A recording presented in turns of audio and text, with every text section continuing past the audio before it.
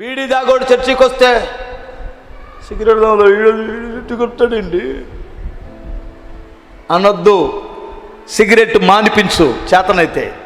మందు తాగేవాడు చర్చికి వచ్చి కూర్చున్నాడా, నీ పక్కనే కూర్చున్నాడా, వాసన వస్తుంది కదూ, అసహ్యకరంగా చూడమాకు. నువ్వు కూడా మాజీ తాగుబోతువే ఒకప్పుడు.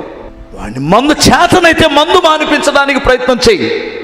అక్రమ సంబంధంలో ఉన్నటువంటి వాడు నీ పక్కనే కూర్చున్నాడు కదూ, చూస్తేనే ఒళ్ళంతా కంపరం వస్తుంది కదూ. ఎవడ్రా ఈడు కూడా మళ్ళీ నిలబడి హల్లెలూయా అంటున్నాడు కదా, తన్నబుద్ధి అవుతుందండి. ఈ కంతిని దాన్ని తన్నబుద్ధి అవుతుంది నాకు అంటుంటారు ఒక్కొక్కరు. చూడగానే ఊగిపోతుంటారు. అసహించుకోవద్దు, చేతనైతే మార్చు.